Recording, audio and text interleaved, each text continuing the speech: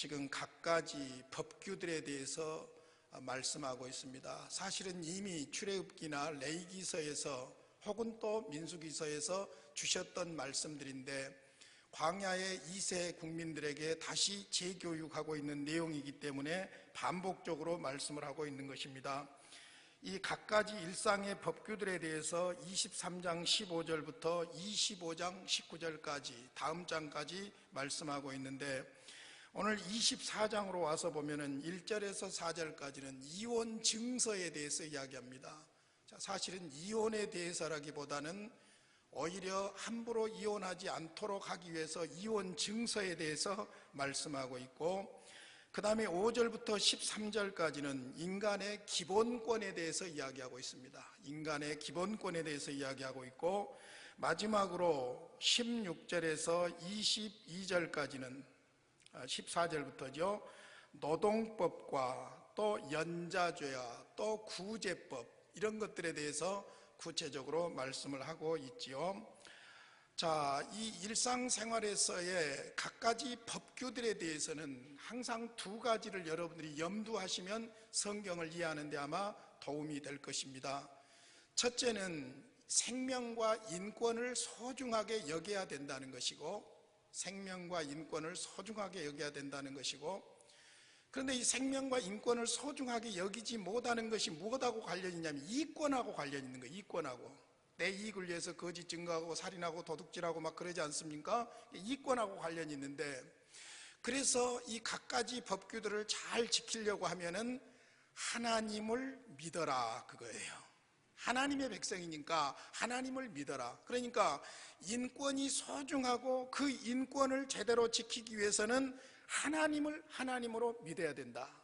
하나님이 인권을 소중하게 여기는 자를 소중하게 여기고, 하나님이 이웃을 불쌍히 여기고 구제하고 돌보고 내일처럼 이렇게 자비를 베푸는 자들에게 하나님께서 복을 주신다는 것이죠. 반면에 악행을 하게 되면 하나님께서 갚으신다는 거예요.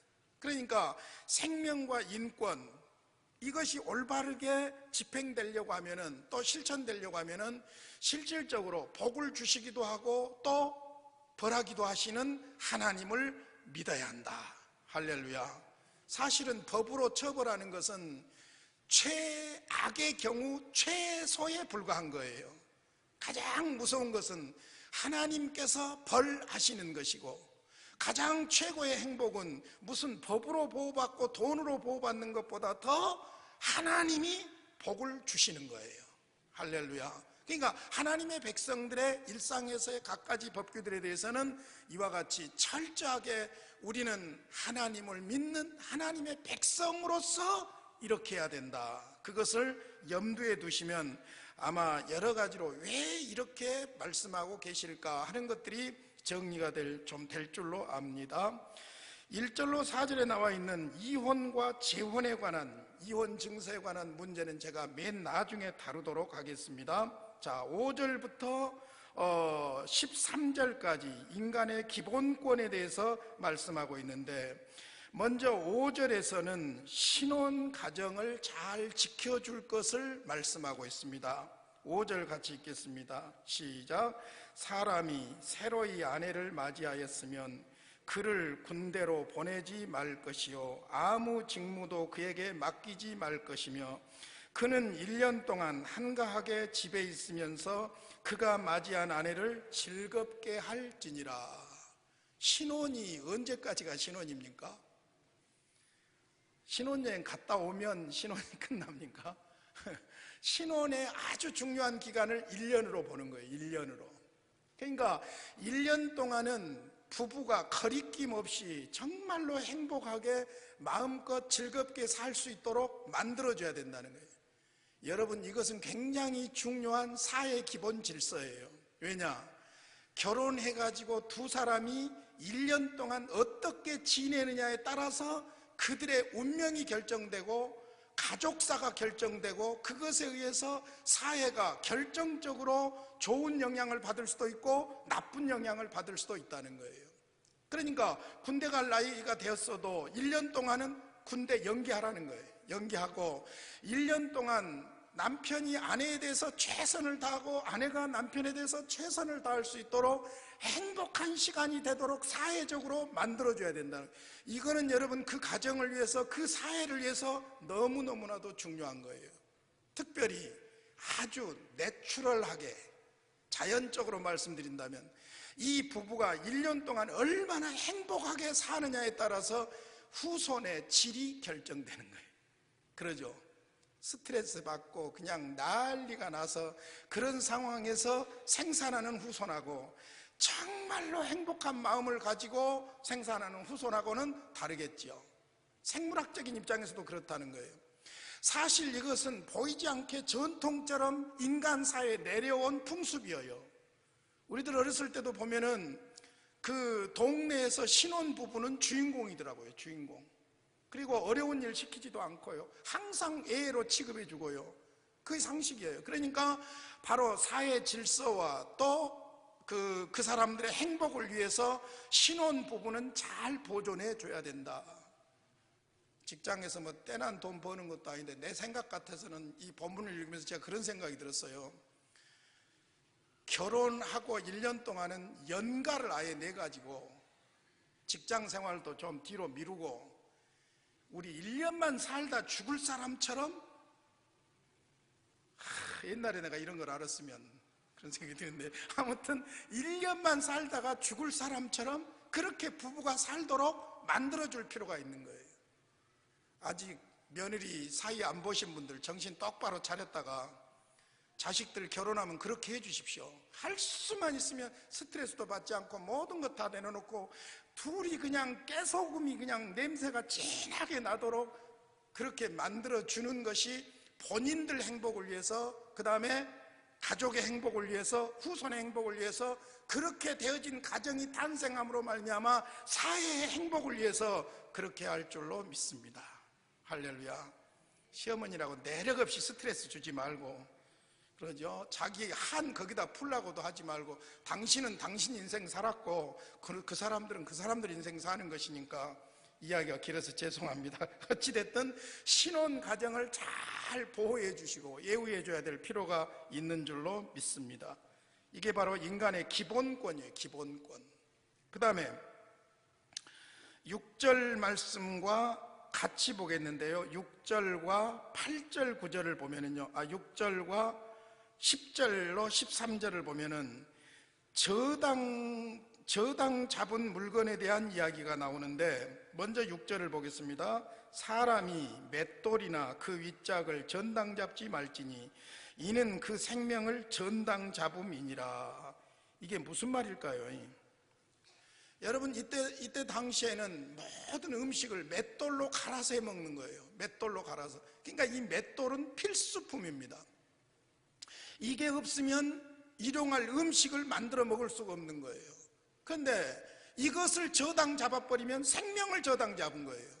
그러니까 저당을 잡아서는 안 돼. 필수품에 대해서는, 생명과 관련이 있는 필수품에 대해서는 저당을 잡아서도 안 되고, 그 다음에 맷돌도 윗짝만, 거기 뭐라고 그랬습니까? 6절에 맷돌이나 그 윗짝을, 뭐 아랫짝 윗짝이 있어야 맷돌로 곡식을 해 먹는 것이지 윗짝만 가져가 버리면 아랫짝이 있으나 마나한 것이죠. 그러니까 생명과 관련 있는 필수품에 대해서는 전당을 잡아서는 안 된다. 이것은 생명이기 때문이다. 얼마나 인권을 소중하고 중요하게 다루고 있는가 하는 것을 알 수 있죠.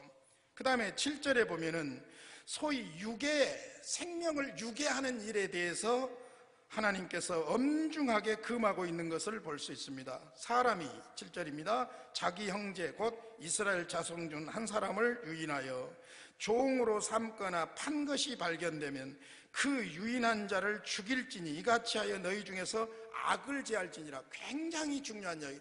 생명을 유괴해서 죽이는 일에 대해서는 생명으로 갚으라는 거예요. 그래서 너희들 사이에서 생명을 함부로 유괴하고 값에 의해서 그것이 결탁되고 하는 그런 일이 없도록 만들라는 거예요. 생명에 대해서는 하나님께서 절대적으로 다루고 있어요. 그러니까 그런 사람들은 죽여야 된다는 거예요. 죽여야 된다는 거예요. 뭐 무기징역 정도가 아니라 성경은 엄밀하게 그렇게 말씀하고 있는 것을 볼 수 있죠. 자, 그 다음에 8절 9절 말씀은 나병, 피부병에 대해서 이건 이미 레위기서나 민수기서에서 주어진 이야기를 또 하고 있는데요, 먼저 읽기만 한번 하겠습니다. 8절 9절 시작. 너는 나병에 대하여 삼가서 레위 사람 제사장들이 너희에게 가르치는 대로 내가 힘써 다 지켜 행하되 너희는 내가 그들에게 명령한 대로 지켜 행하라. 너희는 애굽에서 나오는 길에서 내 하나님 여호와께서 미리암에게 행하신 일을 기억할지니라. 나병은 그때 당시에는 천병입니다. 고칠 수 없는 병이고 전염된 병으로 본 겁니다. 그러므로 공중보건에 대해서 아주 중요하게 다루고 있는 거예요. 하나님께서 나병 환자를 어떻게 취급할 것인가, 제사장이 그것을 판명하고, 낯선 것도 판명하고, 나병을 진단하는 것도 제사장이 진단하고, 그래서 공중보건을 위해서 격리시키는 거예요. 격리시키는 거예요. 그러니까 생명이 유지되고 살아가는 이 공공사회에 보건을 얼마나 중요하게 여기는가 하는 것을 알 수 있고, 특별히 그때에는 이것이 고칠 수 없는 천병이기 때문에 하나님으로부터 온 것이라고 생각을 한 거예요. 그러다 보니까 무엇을 생각을 하고 그랬습니까? 하나님의 종을 비방하다가 나병에 걸렸던 누구를 생각하라는 거예요? 미리암을 생각하라는 거예요. 이것은 무엇을 말하느냐, 나병이 얼마나 무서운 것인가 하는 것을 인식하고 공중보건을 잘 지켜야 된다, 그런 이야기죠. 지금 우리나라가 그 가끔씩 전염병이 와가지고, 지난번에 뭐였습니까? 브라질에서 온 거, 그 아주 뭐 엄청난 거 있었지 않습니까? 이런 것이 구멍이 뚫림으로 말미암아 엄청난 사회적인 문제가 됐을 뿐만 아니라 경제적으로도 엄청난 손실을 봤죠. 그런데 지금 뭐 대통령 대행이나 내무장관이나 좀 정신 똑바로 차려야 될 것이, 자꾸 닭을 갖다 묻더니 이제는 뭐 소도 묻고 돼지도 다 묻어버리고 이제 이런 상황인데, 여러분 그걸 갖다 땅에다 묻는다고만 정리되는 것이 아니고, 지금 뭐 몇 마리 이렇게 묻는 정도가 아니라 시골 온 땅들이 이 동물 시신으로 전부 땅밑이 오염돼 가지고 보통 심각한 문제가 아니더라고요. 여러분, 그냥 묻어버린다고 되는 게 아니에요. 예를 들어서 우리가 쉽게 그냥 그 뭡니까, 독극물 같은 것들을 뭐 주방에 흘려보내고 하수 처리가 안 되고 이런 것들을 우리는 간단하게 생각하지만은, 결국에는 그것이 돌아서 우리 생명을 해야 하는 것이 되기 때문에 우리는 공중보건이나 이런 부분에 있어서도 믿는 사람으로서 의식을 가지고 깨끗하고 청결하게 감당해야 할 줄로 믿습니다. 그 다음에 이제 10절부터 13절까지 물건을 저당 잡을 때에도 질서가 있어요. 그냥 무조건 마구잡이로 해서는 안 된다는 것이죠. 자, 10절입니다. 내 이웃에게 무엇을 구워줄 때에 너는 그의 집에 들어가서 전당물을 취하지 말고. 이 전당물이 무엇일까? 이미 우리가 22장입니까? 23장에서 보았지만은, 동족에게 돈을 빌려줄 때는 이자를 받으라겠어요? 받지 말라겠어요? 받지 말라고 했어요. 다른 이방, 이제 다른 민족에게 돈을 거래할 때는 이자를 받지만 동족에게는 이자를 받지 말라고 했어요. 그럼 여기서 이웃에게 무엇을 구워줄 때 너는 그 집에 들어가서 전당물을 취하지 말고 했는데, 이 전당물은 무엇이냐면은, 그때나 지금이나 무엇을 빌려줬을 때는 이것을 받으라고 하는 어떤 확실한 보증이 있어야 되잖아요. 그러니까 은행에서도 대출 받을 때에도 담보물이 있어야 되고, 담보물도 못 믿으니까 보증인이 있어야 되고, 보증인도 한 명 갖고는 안 되니까 2명, 3명 막 세우고, 연대 보증을 세우고. 그래서 우리나라에 보증 섰다가 망한 사람이 한둘이 아니에요. 저도 우리 아버지가 보증선 피해를 고스란히 제가 다 받았어요. 제가 다 받았어요. 근데 지금은 법이 이제 바뀌어가지고 은행에 보증 서지 않아도 되는 이런 법으로 지금 가고 있지만은, 그래도 죄송하지만은 은행은 돈 가지고 사업하는 곳이기 때문에 어떤 모습으로든지 돈을 받을 장치를 해야 되잖아요. 안전장치 해야 되잖아요. 그러니까 그때도 마찬가지예요. 지금과 같이 은행업이 발달하지는 않았지만은 어떤 것을 구워줄 때는 그것을 받을 수 있다고 하는 어떤 담보물을 잡아야 되는 거예요. 담보물을. 그걸 말하는 거예요. 여기서 바로 전당물이라는 것은 그것을 말합니다. 그런데 구워주고 나서 나무집에 막 들어가가지고 자기가 이것 담보로 하자 이렇게 가져오면 안 된다는 거예요. 어떻게 해야 되느냐? 11절. 너는 밖에 서 있고 내게 꾸는 자가 전당물을 밖으로 가지고 나와서 내게 줄 것이며 그랬어요. 그러니까 내가 비록 어떤 것을 구워주고 돈을 구워주는 어떤 권리자라고 할지라도, 채권자라고 할지라도, 남의 생명에 대해서, 남의 가정에 대해서 인권을 존중해야 된다는 것이죠. 그래서 우리 헌법에도 무엇이 있습니까? 주거 침입의 죄가 있는 거예요. 아무리 채권자라고 함부로 남의 집에 드나들면 주거 침입의 죄가 성립되는 거예요. 그러니까 아무리 채권자라고 할지라도 담보물을 잡으려고 할지라도 그 사람이 자발적으로 가지고 나와서 담보물을 제시하도록 해야지, 본인이 들어가서 가지고 오면 이것은 뭐가 되느냐? 도둑이 되는 거예요.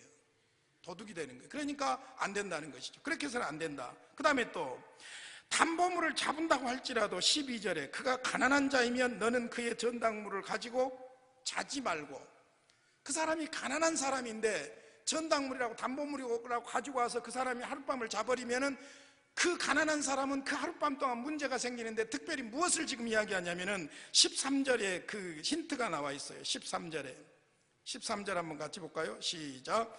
해질 때에 그 전당물을 반드시 그에게 돌려줄 것이라. 그리하면 그가 그 옷을 입고 자며 너를 위하여 축복하리니 그 일이 내 하나님 여호와 앞에서 내 공의로움이 되리라. 그러니까 결국 담보물 중에 가난한 사람이 무엇을 담보물로 잡지 말라는 거예요? 옷을 담보물로 잡지 말라는 거예요. 요즘같이 옷이 많은 세상은 뭐 그렇지만은 그때 당시에 유대인들은 겉옷이 통옷이에요. 통옷, 그냥 통으로 된 거. 그래서 허리띠 이렇게 묶기도 하고 그렇게 하죠. 그러니까 그 주야간 온도 격차가 심하기 때문에 낮에는 덥지만은 밤에는 추워요. 추우니까 이 겉옷이 이불 역할을 하는 거예요. 근데 가난한 사람은 그 옷, 겉옷 한 벌이 옷도 되고 이불도 되는 거예요. 그런데 저 땅을 담보물로 가져가 버리고 이 사람이 겉옷이 없이 밤에 춥고 떨면서 잠을 잔단 말입니다. 그러면 원망이 나오고 하나님 앞에 하소연을 하게 되고, 그러면 내가 이 가난한 사람의 애절한 기도를 내가 들어가지고 너 가만 안 둔다, 그 이야기예요. 그러니까 제가 아까 하나님을 믿어라는 말이 바로 여기에서 나온 거예요. 자, 17절에서도 보세요. 17절에서도 너는 객이나 과의 송사를 억울하게 하지 말며 과부의 옷을 전당 잡지 말라. 과부는 아주 가난한 사람이에요. 사회적인 최약자예요.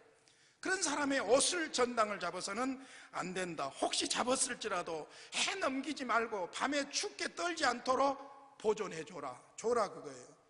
그러니까 돈을 빌려주든지 돈을 빌려 쓰든지 어떤 상황에서도 상대를 배려하고 인권을 존중하고 생명을 소중하게 여기고, 이것이 바로 생명의 주인이신 하나님을 믿는 하나님의 백성들의 일상적인 삶인 줄로 믿습니다.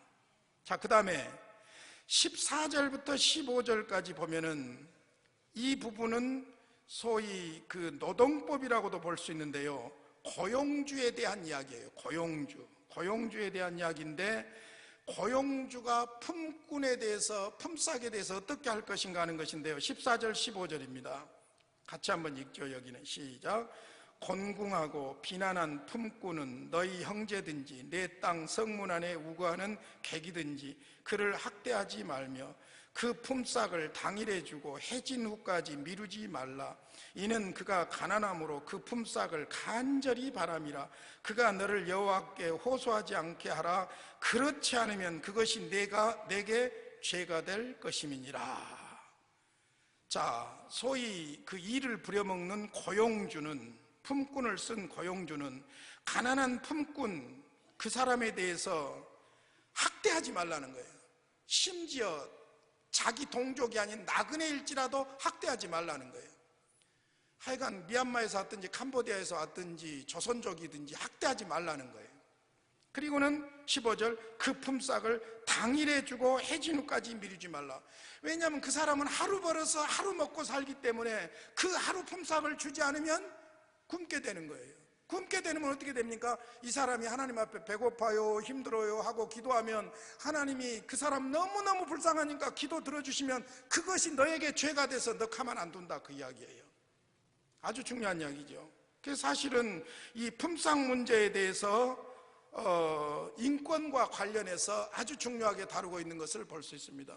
지금도 여러분 우리 경제 분야에 있어서 노사 문제, 이제는 그걸 조정한다고 노사정의라고 하는데, 노사 문제가 있는데 사실은 이것을 막 서로 덜 주려고 하고 더 주려고 하고 막 이러는데, 우리 믿는 사람들은 사람을 부리더라도 형편을 봐서 하면 좋을 것 같아요. 예를 들어서 그날 품삯 안 받아도 사는 부자는 그 상관없어요. 내일 받아도 돼요. 또 다음 달에 받아도 돼요. 그런데 하루하루 그것 아니면 처자식과 함께 먹고 살 수 없는 그런 사람들에게는 이건 심각한 문제예요. 잘못하면 그 가족의 생명이 잘못될 수도 있는 아주 중요한 문제예요. 그러니까 그런 가난한 하루 벌어서 하루 사는 이런 품꾼들에 대한 품삯은 그때그때 잘 정리를 해 주어야 한다. 그래서 소위 고용인과 고용주에 대해서 품삯에 대한 부분, 소위 요즘 말하는 노동법이 그 뭐 복잡하게 노동법을 만들어 가지고 난리인데, 우리나라도 노동법이 무섭기는 무서운데 사실 재벌들한테는 별로 안 통하더라고요. 보니까 강자에게는 약하고 약자에게는 강하고. 그러니까 예를 들어서 중소기업 한 사람들이 노동법에 걸려들면 아주 작살이 납니다. 근데 대기업들은 노동법에 걸려도 별로 큰 문제가 안 돼요. 왜냐하면 아주 머리 좋은 그 변호사들, 로펌들 써가지고 벌떼같이 덤벼들어 보니까 뭐 해보지를 못하는 거예요. 어찌됐든 오늘 본문 14절과 15절의 노동법, 고용주와 고용인 이 사회 경제 문제가 복잡한 것 같지만은 사실 우리가 하나님 앞에서 이런 자세로 하게 되면 아름다운 관계가 될 줄로 믿습니다. 그 다음에 이제 16절은 여러분 이건 잘 보셔야 될 필요가 있어요. 소위 연좌제 문제입니다. 연좌제 문제. 우리나라에서도 아주 연좌제가 얼마나 많은 사람들의 꿈을 앗아갔는지 모르고, 사실 그 우리나라 조선시대만 하더라도 이 연좌제는 심지어 후손의 몇 대까지를 죽이고, 심지어는 죄가 발견되면 죽었던 사람 시체도 파가지고 능지처참을 시키고 막 이런 일들이 있었지 않습니까? 그런데 그때 당시에 지금 이 계명을 주고 있는 그때 당시에는 소위 왕정들, 그 주변 나라들이 왕정이 다스리는 그런 나라였기 때문에 이 강력한 왕정 유지를 위해서 연좌제법이 무시무시하게 동원되고 있었던 거예요. 무시무시하게 동원됐어요. 뭐 그 사람이 죄 지으면은 사돈의 8촌까지 다 아주 씨를 말려버리는 그런 처벌을 하는 것이 그때 당시의 상황들이었어요. 그러나 하나님의 백성들은 이 연좌제를 적용해서는 안 된다는 거예요. 한번 읽어보겠습니다. 16절 시작. 아버지는 그 자식들로 말미암아 죽임을 당하지 않을 것이요 자식들은 그 아버지로 말미암아 죽임을 당하지 않을 것이니 각 사람은 자기 죄로 말미암아 죽임을 당할 것이니라. 답이 딱 나와 있어요. 각 사람은 무엇으로요? 자기가 범한 죄는 자기가 벌을 받는 거예요. 그래서 사실 모든 사람은 하나님 앞에서 단독자예요. 단독자. 이 의식이 분명해야 돼요. 그 신학부에 모였는데 이름 대면하는 큰 교회 목사들이 총신을 갔는데 아버지 이름을 대지 않으려고 한대요. 왜냐하면 그 큰아버지가 막 여론에 막 그 빗발치고 막 이런 상황들이라 그 가문을 밝히지 않으려고 한다고 이제 교수들하고 전부 앉아서 이야기하는 가운데 그런 이야기를 하더라고요. 우리네 사회 인습은 보면은 대개 저놈 누구 아들, 저 사람 누구 아버지 이렇게가 전부 연결을 시키죠. 아버지가 빨갱이면 아들도 빨갱이 그렇게 몰아붙이는 거예요. 그래서 여러분 이 삼천리 반도 금수강산에서 수많은 사람들이 죽었어요. 곱게 죽지도 않고 곡괭이로 맞아 죽고 몽둥이로 맞아 죽고 죽창에 찔려 죽고 이런 일들이 기가 막히게 있었어요. 억울하게 또 도왔다고 총으로 맞아 죽고 그런 사람들이 너무너무 많았던 거예요. 그래서 이제 소위 민주주의가 좀 민주주의답게 되어지니까 이제 뭐가 풀리고 있냐면 연좌제가 풀리고 있죠. 죄송하지만 5060 때만 해도 연좌제가 엄낙 딸싹할 수 없게 하는 비참한 법이었어요. 어떤 면에서. 근데 지금은 연좌제가 풀렸다고 하는데 법으로는 풀리고 있는데 사람들의 인식에서는 풀리질 않고 있어요. 사람들의 인식에는 풀리지 않고 있어요. 우리 아버님 친구분이 대의였는데 그 부인이 그러니까 처가 쪽이 그 공산당 편에 좀 섰었어요. 좌익이었어요. 좌익. 우리가 흔히 쓰는 좌익이었어요. 진급을 못했어요. 우리 아버지 친구여서가 아니라 우리 아버지도 잘생기고 그 사람도 잘생겼어요. 승진하고도 남을 사람이. 근데 그때는 연좌제 딱을 장교 밥택이 달고 있는 것만 해도 감사했어요. 그러니까 아버님이랑 그분들이 만나면 이렇게 술 한잔 하면서 기가 막힌 이야기들 하는 걸 제가 어렸을 때 들었어요. 그러니까 연자제는 하나님의 백성들은 그게 아니라는 거예요. 모든 사람은 하나님 앞에서 단독자예요. 전희문이는 전희문이지 전의진이 아버지도 아니고, 전의진이는 전의진이지 전희문이의 아들도 아니에요. 그런데 우리는 어쩝니까? 목사 아들이 돼가지고 그러죠.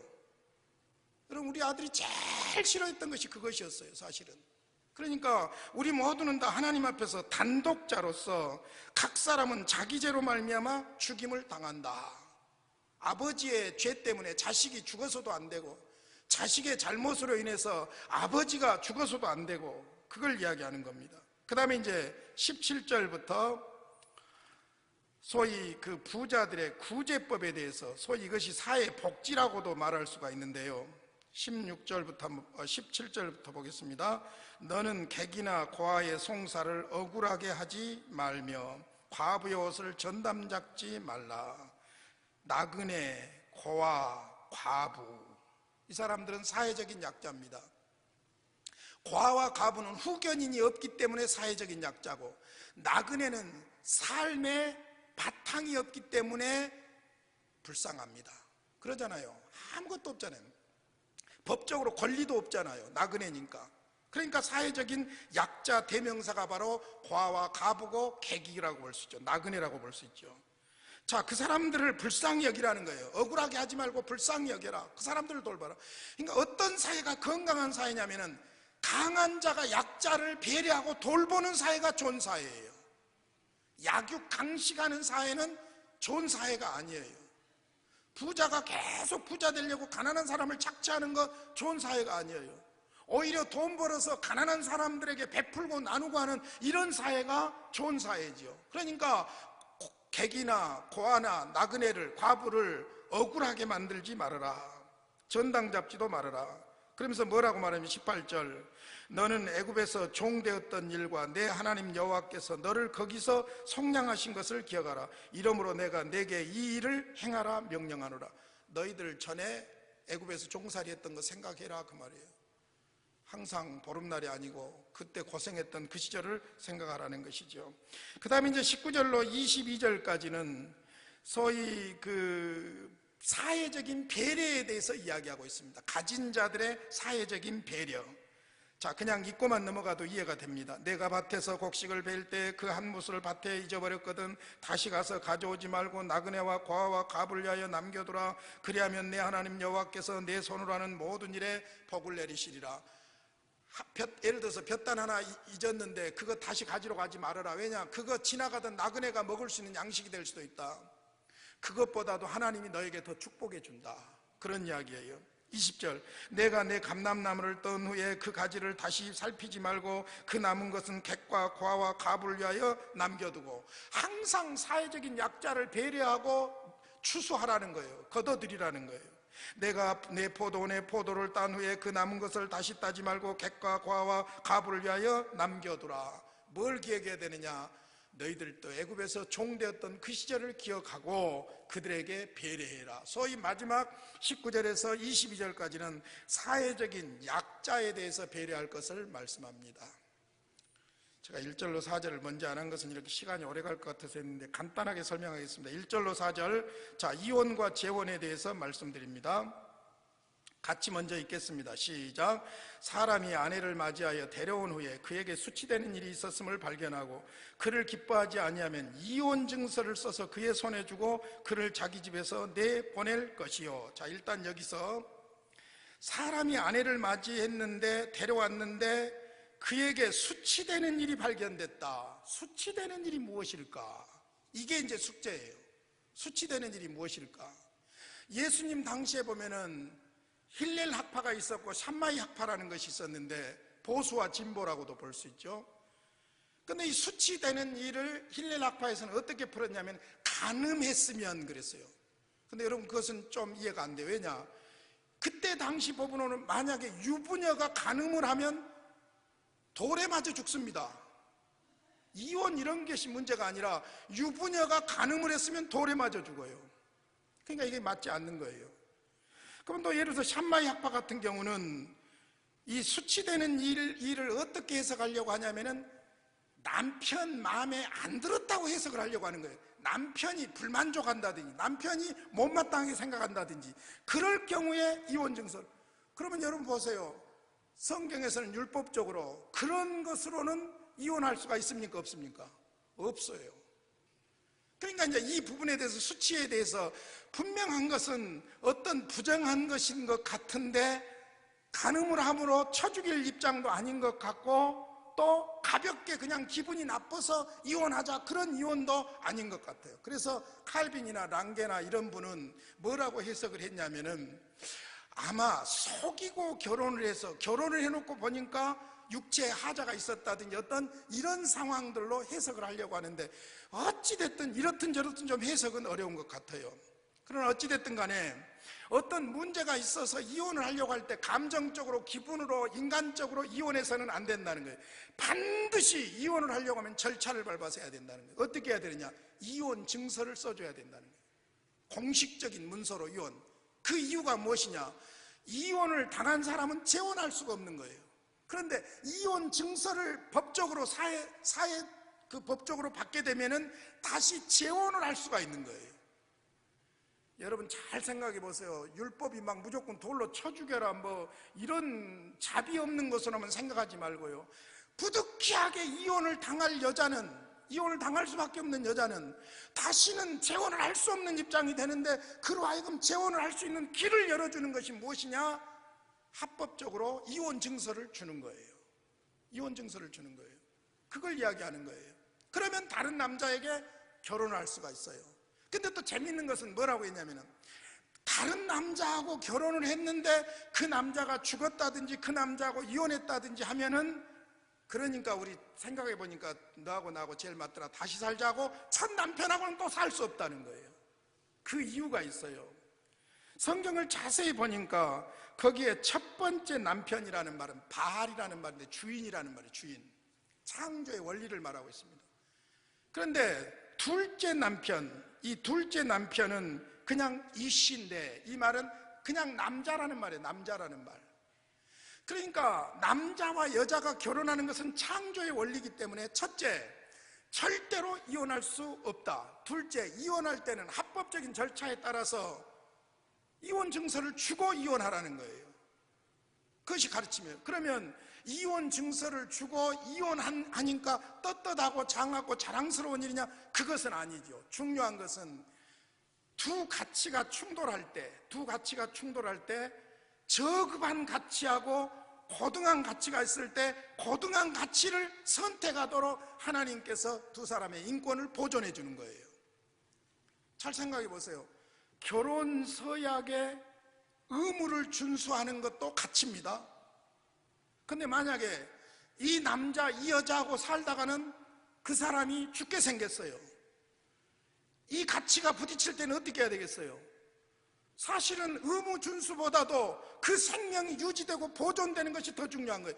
우리에게 이런 일들이 비일비재하는 거예요. 단순하게 그냥 그러면 안 된다, 저러면 안 된다고 율법적으로 막 말할 성격이 아니에요. 사실 범죄한 인간의 현실성과 사회 질서의 이상적인 부분은 항상 괴리가 있는 거예요. 그런 경우들이 많아요. 여러분 예를 들어보세요. 산모가 있고 아이가 있는데 이거 자칫 잘못하면 산모도 죽게 생겼고 아이도 죽게 생겼어요. 그러면 아기를 택할 거여서 산모를 택할 거예요. 간단한 문제가 아니에요.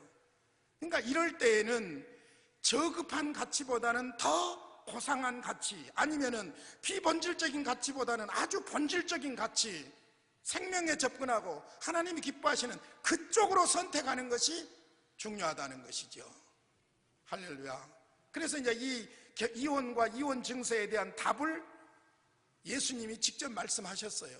자, 볼까요? 거기만 읽고 마치랍니다. 마태복음을 한번 가보세요. 19장. 마태복음 19장 3절부터 제가 8절까지 읽어볼게요. 9절까지요. 마태복음 19장 3절부터입니다.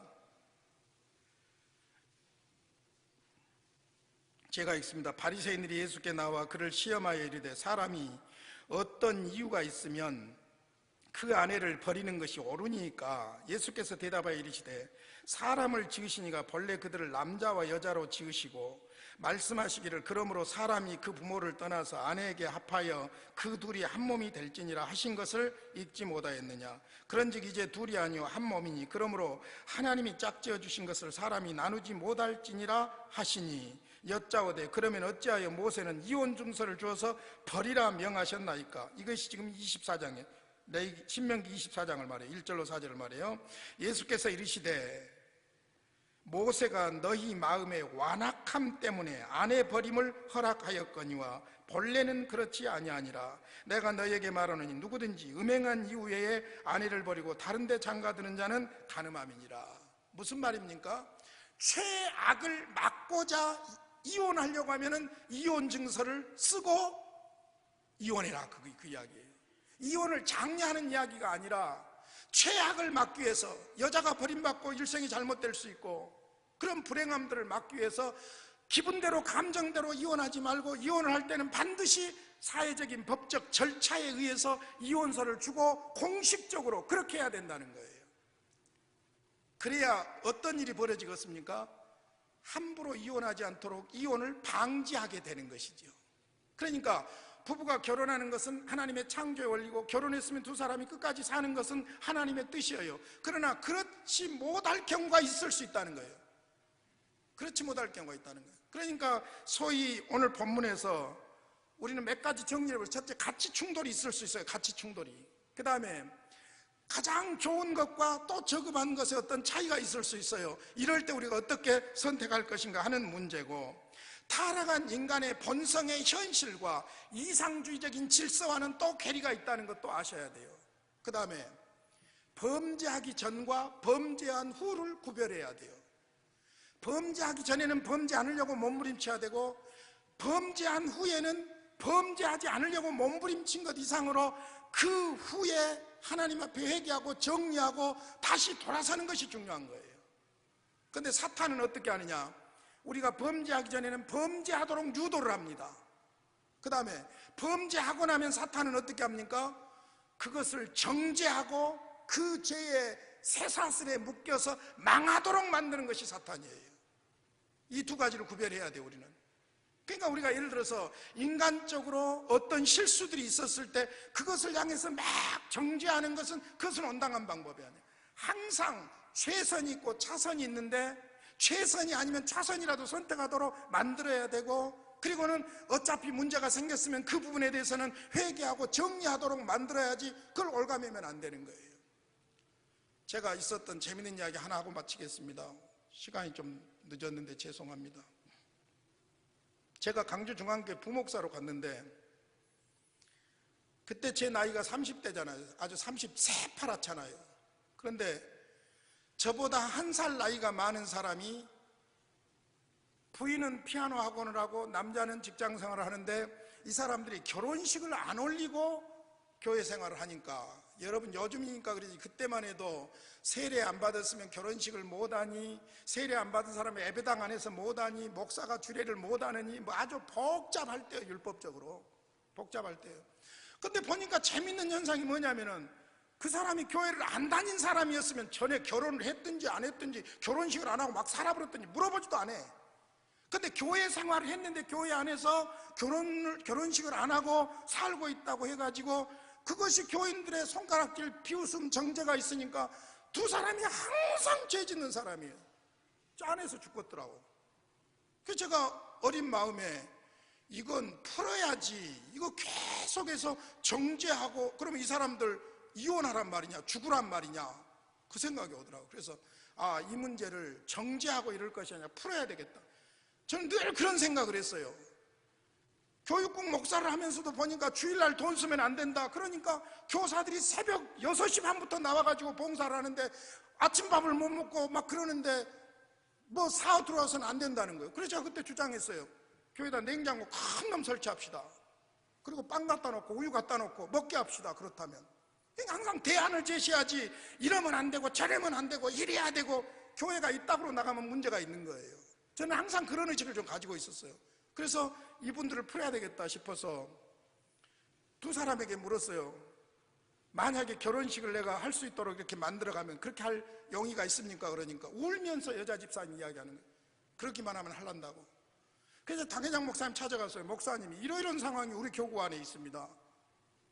근데 이 사람들을 풀어줘야지. 자꾸 이 사람 결혼식도 안 올리고 산다고 집사도 임명 안 하고 이래서야 되겠습니까? 그래서 목사님 혹시 교회적으로 문제가 될지 모르니까 목사님 주례 안 하시고 교회당에서 애식도 안 하고 애식장에 가서 하고 목사님이 허락하신다면 제가 주례하랍니다. 그러니까 목사님이 허락해 줬어요.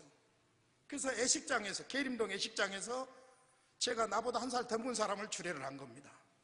근데 이분들이 나중에 서울 철도청에 그 지하철에 근무하게 되고 이 사람이 노조위원장까지 됐어요.